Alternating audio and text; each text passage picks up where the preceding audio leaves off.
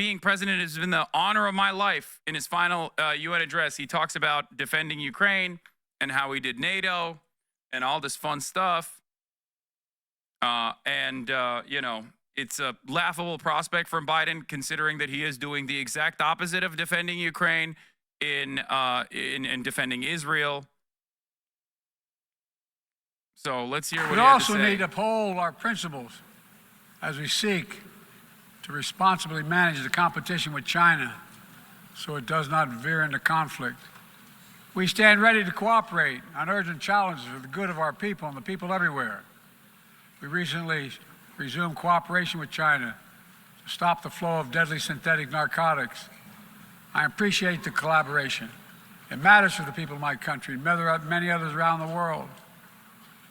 On matters of conviction, the United States is unabashed, pushing back against unfair economic competition, against military coercion of other nations in the South China Sea, and maintaining peace and stability across the Taiwan Straits, and protecting our most advanced technologies so they cannot be used against us or any of our partners.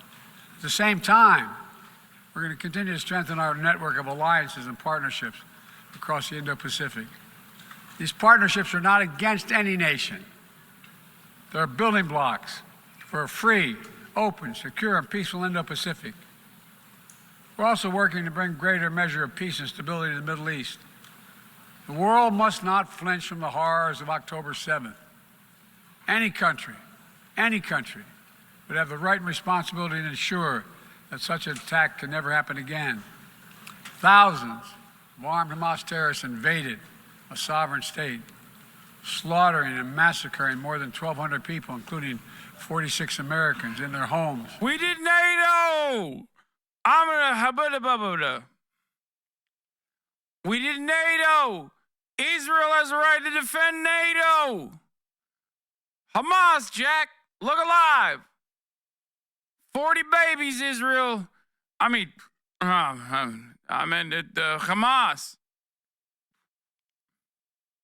And at a music festival. Despicable acts of sexual violence. Yeah, 250 innocents taken hostage.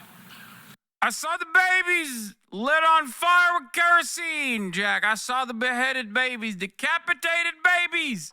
NATO, mass rapes. I've met with the families of those hostages. I've grieved with them. They're going through hell. Innocent civilians in Gaza are also going through hell. Thousands and thousands kills, including aid workers. Yeah, who's putting them through hell, big dog? What's that about, dude? Who's doing that? Do you want Trump to win? Why are you making fun of Biden? He's just a little battle fella. God, some of the best lines came from his at the end of his career, dude. Battle fellas. The battle box.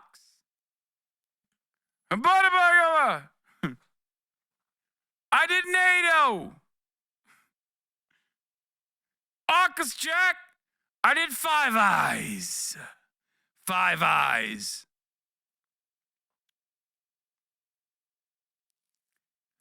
Israel has a right to defend itself. And I, for sure, will not stand idly by. I'll watch him kill every baby in Palestine. I'll never say Palestine. Never mind. Too many families dislocated, crowding in the We beat Medicare. tents, facing a Tomorrow, I'm going to do 9/11. dire humanitarian situation. They didn't ask for this war that Hamas started. I put forward with Qatar and Egypt a ceasefire and hostage deal. It's been endorsed by the UN Security Council. Now is the time for the parties to fight. It's so funny because, like, everyone in that room, with the exception of Biden, including the Israeli envoys, by the way, know exactly who's fucking up the bag, okay? Know exactly who's responsible for all the death and destruction. Know exactly who's responsible for fucking up the ceasefire deal. Every single person knows, except for Biden. His brain is broken, so obviously he doesn't fucking know anything. But, you know, we just got to play this song and dance as though, you know, this is a force of, this is a natural disaster. This is a natural disaster that is completely fucking unavoidable. There's nothing we can do about it. Finalizes terms. Bring the hostages home and secure security for Israel and Gaza free of Hamas grip. Ease the suffering in Gaza and end this war. On October 7th,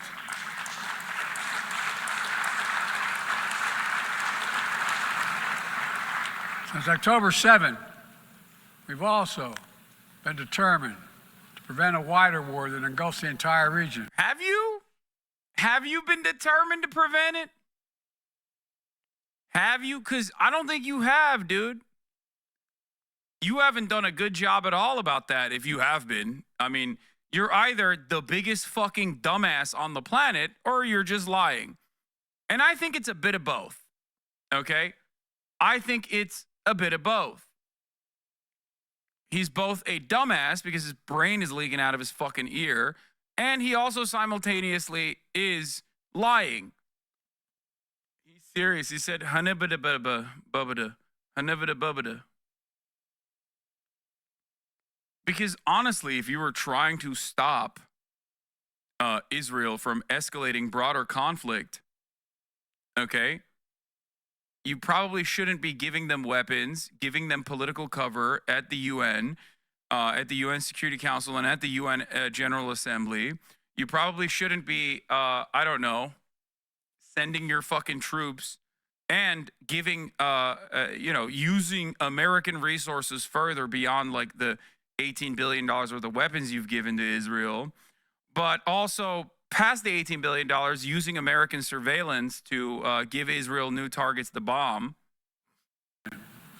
Hezbollah, unprovoked, joined the October 7th attack, launching... Wait, what do we be unprovoked?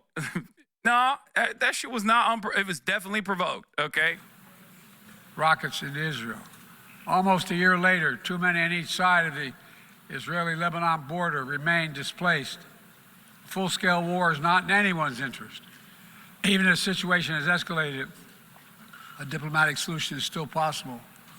In fact, it remains the only path to lasting security to allow the residents from both countries to return to their homes and the border safely. And that's what we're working tirelessly to achieve. As we look ahead, we must also address the... How would you feel about the U.S. only giving humanitarian aid to both Gaza and Israel? What does that even mean? I want the United States to give Gaza its own Iron Dome, okay? If we're making money, if our only goal in this situation is to make money, give them a fucking Iron Dome, dog. What are we talking about? Equalize the fucking playing field. Give them weapons. Give them an Iron Dome. Let them have sovereignty and defend themselves. Fuck it, you know? This is ironically something that I have advocated for quite a while, by the way. This is not even a new thing that I'm saying now. I've been saying it for fucking years. Give them an Iron Dome. Who cares? Lebanon? Nope. Lebanon gets an Iron Dome too. Give them billions of dollars to build bunkers, you know, shelters from Israeli missiles. Give them billions of dollars and fund their Iron Dome. Iron Dome for everybody. Give Ukraine an Iron Dome. Yeah, everybody gets one. Rise of violence against innocent Palestinians on the West Bank and set the conditions for a better future, including a two-state solution where Israel enjoys security and peace and full recognition and normalized relations with all its neighbors, where Palestinians live in security, dignity, and self-determination in a state of their own.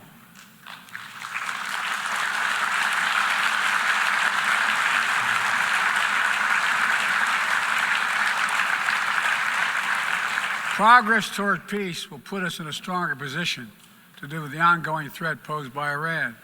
Together, we must deny oxygen to its terrorist proxies, which have called for more October 7th and ensure that Iran will never, ever obtain a nuclear weapon.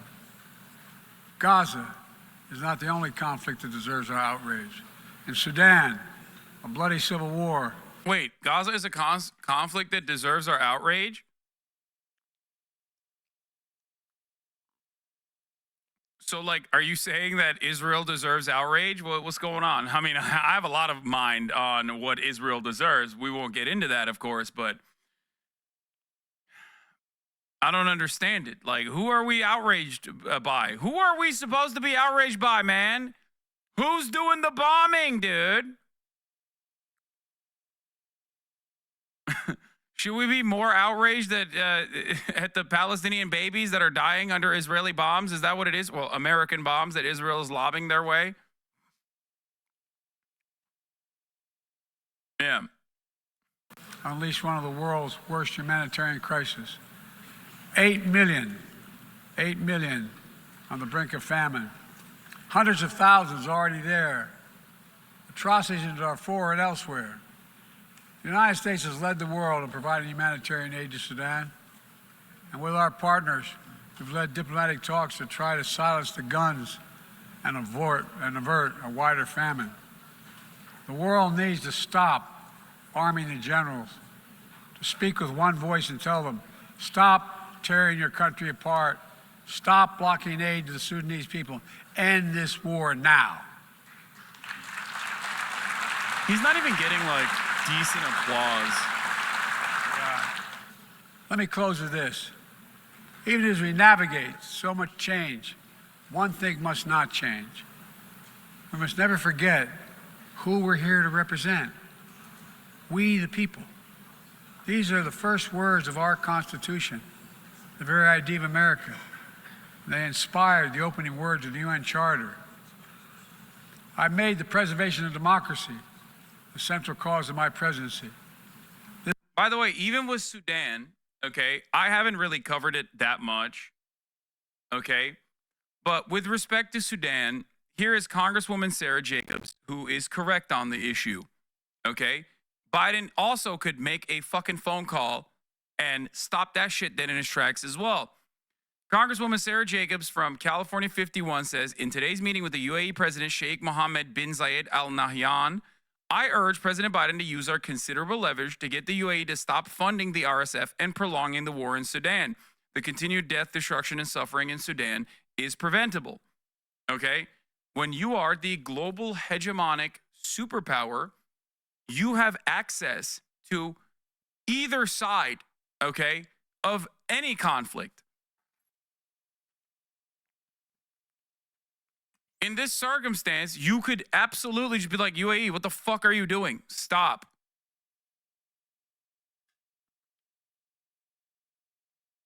That's it. It's a vassal state. This summer, even then, he could just fucking, do something about it. I faced a decision whether to seek a second term as president. It was a difficult decision. Being president has been the honor of my life. There's so much more I want to get done. As much as I love the job, I love my country more. Why is he acting like he can't do anything about it? He's the literal president.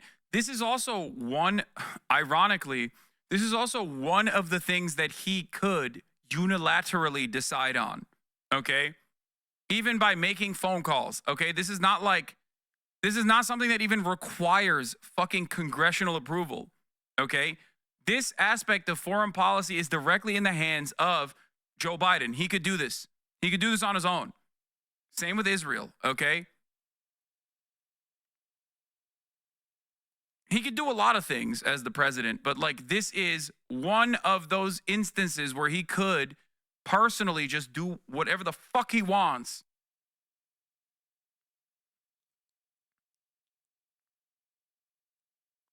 RSF is the Rapid Support Forces, a genocidal militia funded by the Arab Emiratis doing a genocide in Sudan. Yes.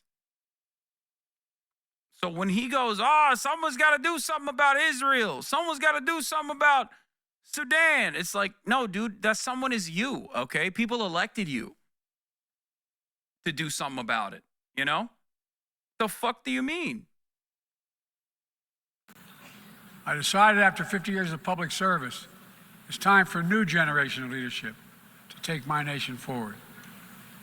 My fellow leaders, let us never forget. Which previous president stopped Israel with one phone call? Ronald Reagan. Joe Biden himself stopped Israel in 2021 with one phone call. You know.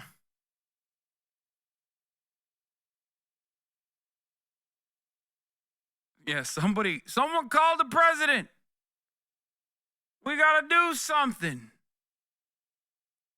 George H.W. Bush.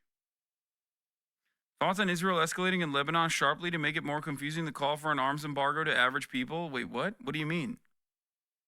If anything, that should give more cause to an arms embargo argument.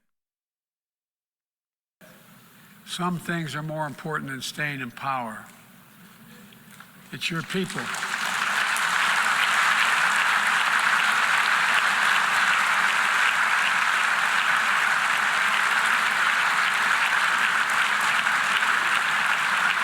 It's your people that matter the most. Never forget, we are here to serve the people, not the other way around. Because the future will be won by those who unleash the full potential of their people, to breathe free, to think freely, to innovate, to educate, to live and love openly without fear. That's the soul of democracy. It does not belong to any one country. I've seen it all around the world, and the brave men and women who ended apartheid, brought down the Berlin Wall. That's insane. Dog, both of the things that you just mentioned, Israel is currently doing. An apartheid and a literal fucking wall to maintain said apartheid. Fight today for freedom and justice and dignity.